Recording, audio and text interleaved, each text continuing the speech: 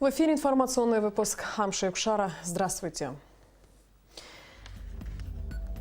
В начале выпуска коротко о главном. О консультациях по реформам Конституции Республики. Пресс-конференция ВАРС мира. Заменят электропроводку. В Ачамчирском детском саду Адзых проходят ремонтные работы. Восстановить исторический облик выставочного центра. В павильоне Абхазии на ВДНХ завершается первый этап реставрационных работ. Список на мемориальных плитах в парке Славы в Сухуми пополнится более чем на 50 имен, сообщает пресс-служба правительства Абхазии. В обновленных списках будут также данные тех, кто ранее считался без вести пропавшим. Решение об этом было принято в ходе заседания комиссии по подготовке списка имен погибших в Отечественной войне народа Абхазии 1992-1993 годов. Пресс-служба Кабмина также сообщает, что специальной комиссией были пересмотрены списки погибших Гагарского, Ачамчирского и Гудаутского районов. Утвержденные списки будут на абхазском языке. 15 июля президент Республики Абхазия Рауль Хаджимба по приглашению организаторов посетит закрытие чемпионата мира по футболу ФИФА в Москве. Это грандиозный спортивный праздник. Мы не можем не порадоваться за нашего соседа, нашего союзника. Чемпионат организован на самом высоком уровне. Сборная России выступила на нем достойно и оправдала надежды болельщиков. Уверен, что рано или поздно и наша сборная станет участником этого главного события мирового футбола. Так прокомментировал Рауль Хаджимба значение мирового первенства по футболу, который проходит в России. Продолжаются консультации между политическими партиями Абхазии по реформированию Конституции Республики. Напомним, что консультации начались по инициативе партии АПСНА. В Ассоциации работников СМИ Абхазии руководители двух партий АПСНА и «Единая Абхазия» рассказали журналистам о существующих предложениях по реформированию системы государственной власти. Репортаж Налы Кофе. В консультациях по реформированию системы государственной власти принимают участие 4 политические партии республики: Амцахара, Форум народного единства Абхазии, АПСНА и «Единая Абхазия». Основной целью политических консультаций является внесение поправок в Конституцию Республики Абхазия. Предложений много. В их числе о смешанной системе формирования народного собрания по партийным спискам и одномандатным округам, о порядке представления кандидатуры премьер-министра и предоставления президенту республики права на распуск парламента. На пресс-конференции ВАРС мира руководители партии АПСНА и «Единая Абхазия» рассказали о промежуточных результатах консультаций. Пришли к тому, что не менять количество депутатов. Это всего лишь предложение. Очень важно, чтобы все понимали, что мы не навязываем какие-то конструкции. Мы пытаемся, пока 4 партии, к чему-то прийти. И поэтому предложение по смешанной системе, оно приемлемо и для нынешнего состава парламента. Мы надеемся, что они ее поддержат. Для нас самое главное – это добиться национального согласия. Это вопрос номер 1, чтобы в нашей стране мы от политики противостояния, значит, тратится огромное количество энергии на то, чтобы бороться, значит, друг с другом, мы перешли к политике созидания. Поэтому мы сделали анализ и пришли к выводу, что сконцентрироваться в первую очередь надо на новом политическом устройстве государства, которое будет устраивать все политические силы и будет направлена на то, чтобы политическая система способствовала развитию государства. Представители общественных организаций и политических партий едины во мнении, чтобы осуществить предложенные конституционные реформы, необходимо выработать определенный механизм. Все наши проблемы, как я считаю, они заключаются в том, что мы, вот, отойдя от одной системы политической, которая на протяжении 70 лет была у нас, да, вот, и перешли к демократической форме правления и создали институты необходимые, разделение властей вот, на 3 ветви. Но пока еще не наполнили реальным содержанием вот эту вот новую модель, к которой мы перешли. Потому что нет реального контроля над исполнительной властью со стороны парламента и со стороны судебной ветви власти. Представители партии подготовили идеи, концепции и стратегии конституционных изменений. При этом они считают, что для кардинальных изменений нужны решительные меры и от руководства страны. Ахра Ристава отметил, что в ближайшее время вопрос реформирования государственной власти будет перенесен на обсуждение и в парламент республики.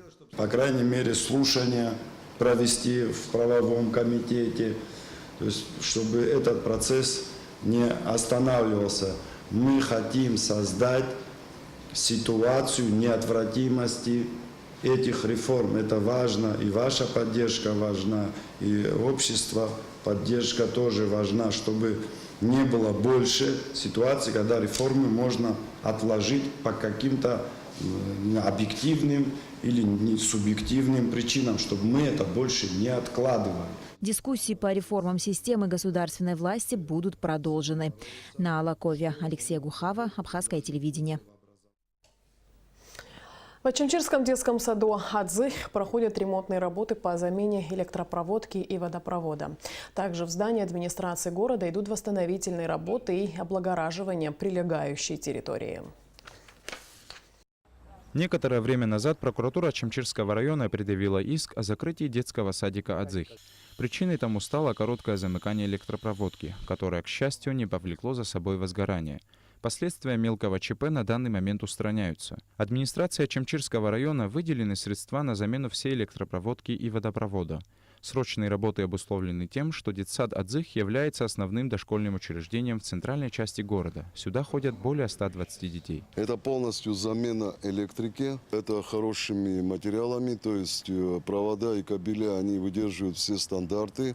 Единственное, что идет по наружной части, так как нет и средства на капитальный ремонт, и нет времени для того, чтобы затягивать работу этого садика. Что касается электрики, я думаю, где-то в течение 2 недель мы закончим полностью эту часть. Капитальный ремонт в детском саду был сделан в 2007 году. С тех пор многое пришло в негодность. Помимо замены электропроводки и водопровода, в садике существует необходимость обновить внешний вид здания и провести косметический ремонт помещений.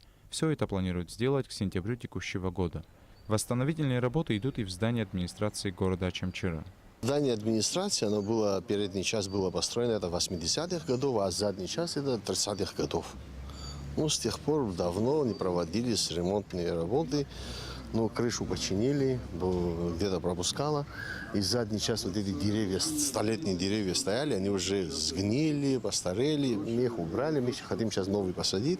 Все работы по ремонту здания и облагораживанию прилежащей к ней территории планируется завершить до Дня Победы и независимости 30 сентября. Саид Жарсали, Анатолий Маланя, Абхазское телевидение. В Москве на территории ВДНХ проводятся работы по восстановлению исторического облика выставочного центра. Реставрируются знаменитые фонтаны и павильоны. В их числе павильон Абхазии. Посол Республики Абхазия в России Игорь Ахба и представители абхазской диаспоры в Москве осмотрели ход работ по реконструкции павильона. О том, на какой стадии находятся реставрационные работы, расскажет Сарьес Мэр. Павильон Абхазия на ВДНХ уже скоро в обновленном виде откроет свои двери. По словам посла Абхазии в России Игоря Ахба, совершенно по-новому отреставрированное здание открывает множество возможностей для наших соотечественников. В павильоне планируется открыть ресторан национальной кухни, дегустационный зал, проводить здесь различные выставки и другие мероприятия. Это большое событие, потому что впервые в истории Абхазии за ее пределами имеет свой павильон, свою площадку, где можно пропагандировать абхазскую культуру, традиции, обычаи. Пользуясь случаем, хочу поблагодарить, безусловно, и Москву, руководство Москвы, администрацию ВДНХ, безусловно, наше торгпредство во главе с Олегом Сасовичем Барцис, всех тех, кто приложил и прикладывает усилия для того, чтобы в ближайшее время павильон Абхазия открылся. Представители абхазской диаспоры имели возможность своими глазами увидеть, на каком этапе сейчас находятся строительные работы. Сделано уже много. Практически восстановлен фасад здания. В настоящее время ведется внутренняя реставрация. Радует такой масштаб подхода правительства Москвы, попытка все это восстановить в том виде, в каком это создавалось. И наш павильон очень красиво смотрится, видоизменился. Не знаю, меня очень впечатляет. Немножко есть еще какие-то недоделки, но я думаю, что это устранят, строители обещали. А мы еще побывали внутри, тоже нам рассказали, как все это будет. Мне кажется, что как-то оно заживет новой жизнью, и я уверен, что многие абхазы московские будут сюда приезжать. Торговый представитель Абхазии Олег Барцыц подчеркнул, что восстановление абхазского павильона в таком уникальном выставочном пространстве – очень важный проект. По его словам, у представителей Абхазии есть некоторые планы, которые будут обговорены с руководством ВДНХ. Как отметил Олег Барцыц, павильон был построен в середине прошлого века, и капитального ремонта здесь ранее не было. По сути, мы получили беспроцентную ссуду на 47 лет. Качество работ контролируем мы сами, качество отделочных материалов также мы контролируем. Расходы по смете мы имеем к ним полный доступ и продолжаем ежедневную надзорную функцию, которая нам была предписана. В свою очередь, представители дирекции ВДНХ выразили надежду на дальнейшее сотрудничество с абхазской диаспорой. Они рассказали о планируемых мероприятиях и пригласили нашу республику участвовать в них. Зария Смыр, Абхазское телевидение. 15 лет инноваций и доверия. Компания «Аквафон» празднует юбилей. Ежегодно первый мобильный оператор Абхазии дарил своим абонентам и всем жителям республики незабываемые сказочные праздники, массу призов и подарков. Но свой 15-й день рождения «Аквафон» решил отметить иначе. Отказавшись от праздничных мероприятий, компания решила помочь сразу нескольким медицинским учреждениям. Нисфа Аршба продолжит тему. 15 лет успешной работы – это достижение для любой компании. «Аквафон» за эти годы не только достиг статуса лидера рынка мобильной связи Абхазии, но и стал крупнейшим национальным брендом страны. Наравне с динамичным развитием телекоммуникаций в стране «Аквафон» внедряет современные стандарты связи, является полноправным субъектом национальной экономики, крупным налогоплательщиком, примером разумного и взаимовыгодного сотрудничества на основе единства интересов государства и компании. Помимо основной деятельности, «Аквафон» занимает активную социальную позицию и подтверждает ее конкретными делами во многих сферах общественной жизни Абхазии. Реализовать и поддерживать проекты в самых разных областях – это твердая позиция компании, которой она неотступно следует все 15 лет. В этом году «Аквафон» решил отказаться от масштабного празднования юбилея и помочь сразу нескольким медицинским учреждениям, понимая, что здоровье нации – это залог успешного развития страны. В течение этого достаточно долгого времени для компании мы развивались в различных направлениях, начиная от технического, заканчивая социальным направлением. В свой золотой день рождения, в 15 мы решили провести иной формат празднования. Руководством компании было принято решение немного отстранить увеселительно-развлекательных проектов, акций, концертов, вечеринок и так далее. И решил сосредоточиться на проблемах в сфере здравоохранения внутри республики. Поэтому мы здраво оценили все проблемные места медучреждений и выбрали 4 медучреждения, которым было решено помочь в этом году. Здание единственной в Абхазии детской больницы не видело капитальный ремонт уже много десятков лет. В некоторых частях учреждения даже кафель на полу еще советского производства. Некоторые помещения приведены в порядок, но в целом больница очень нуждается во внимании, ремонте и поддержке. Это единственная детская операционная, святая святых больницы. Стерильная чистота в столь неприглядных условиях – дело сложное, но медперсонал старается. Оборудование уже давно устарело. Например, этому прибору освещения почти 40 лет. Технологии 21 века ушли далеко вперед, а здесь время как будто застыло. За 3 года, как я стал главным врачом, они неоднократно нам оказывали помощь. За счет их средств было отремонтировано реанимационное отделение, была оказана помощь в ремонте приемного покоя. А на данный момент они сами обратились с такой инициативой. На 15-летие компании «Аквафон» решили вот оказать благотворительную помощь. Я хотел бы сказать, что очень им благодарен, что есть неравнодушные к нашим детям, детскому населению Республики Абхазия. Огромное спасибо за их помощь. Аквафон не смог остаться в стороне от проблемы и перечислил детской больнице 1 миллион рублей на ремонт операционной, которую медучреждение не в состоянии провести самостоятельно. Подрядная организация уже изучила объем работы. В данный момент составляется необходимая документация. Все работы займут около 2 месяцев. Удастся конкретно на эту сумму, вот это операционный зал, у которого мы чистая операционная, полностью произвести замену плитки, кафеля, замену окон, дверей, потолок, как нужно, освещение и так далее. К сожалению, не хватит, наверное, на приобретение оборудования, то есть это нового операционного стола и операционной лампы, и новых инструментариев, но на капитальный ремонт этих средств будет достаточно. Надеюсь, в течение нескольких месяцев у нас эта операционная будет готова, и потом уже мы в полной мере можем перейти в эту операционную и работать дальше. Эффективное лечение во многом зависит от оснащения, говорят специалисты. Современное медицинское оборудование дорогостоящее, и не каждое учреждение нашей страны может позволить его самостоятельно приобрести. Компания «Аквафон» отреагировала на просьбу Сухумской городской клинической больницы и выделила 100 тысяч рублей на приобретение оборудования для урологического отделения. Также 100 тысяч рублей на покупку аппарата для офтальмологического отделения получила общественная организация «Медицина 21 века». Также Республиканская общественная организация «Медицина 21 век» мы выделяем 100 тысяч рублей для покупки оборудования офтальмологического. Оно нужно для детей, которые младше 2 лет, чтобы на ранней стадии выявить проблемы глаз и, естественно, вылечить их. Республиканский кожвендиспансер и Центр по профилактике и борьбе со СПИДом сотрудничают с компанией «Аквафон» уже много лет. Помощь первого мобильного оператора за эти годы не ограничивалась приобретением препаратов или финансовыми выплатами.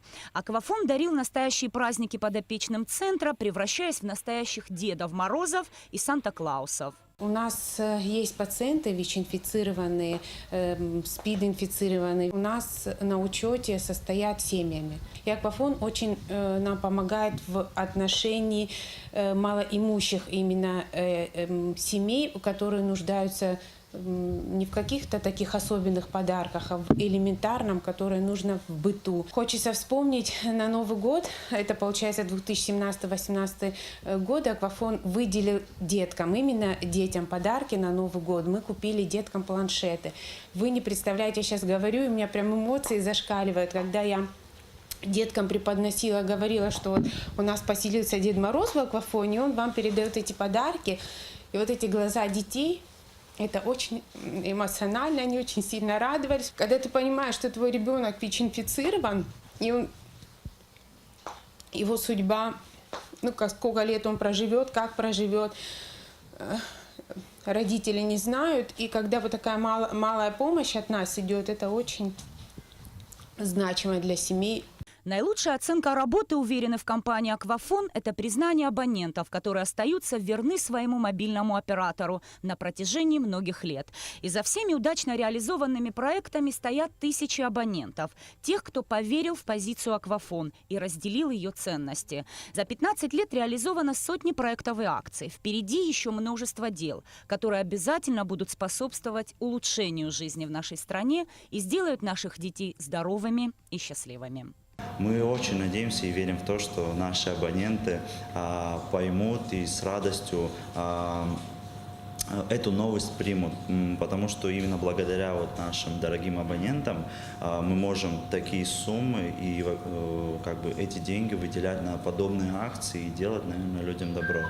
За эти 15 лет каждому абоненту мы говорим большое спасибо. Нисфа Аршба, Михаил Братухин, Абхазское телевидение. Прием заявлений от абитуриентов в Абхазский государственный университет продлен до 20 июля включительно. Решение об этом было принято в ходе заседания ректората АГУ. Напомним, что в этом году в университете планируется прием на ряд новых профилей и направлений. Защита растений, экономика управления на предприятии, теория перевода и межкультурная коммуникация. Всего в предстоящем учебном году Абхазский государственный университет по госзаказу предоставит 346 мест по 28 специальностям. Новости спорта. В субботу, 14 июля, 20-летний абхазский профессиональный боксер Игорь Адлиба встретится с Михаилом Авакяном на ринге в Екатеринбурге. Сопернику Игоря 26 лет. За свою карьеру он провел 77 боев, 39 из которых выиграл. Молодой абхазский боксер в хорошей физической форме. Около месяца он проходил сборы в Екатеринбурге. Напоминаем, что заявленный ранее промоутерской компанией соперник Игоря Адлиба из Грузии Мираб Туркадзе отказался от боя.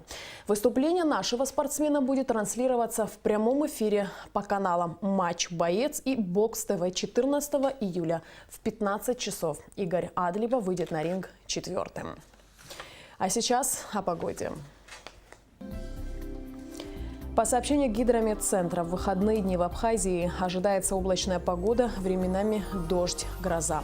Температура воздуха ночью плюс 18-23, днем 24-29 тепла. Температура морской воды плюс 27.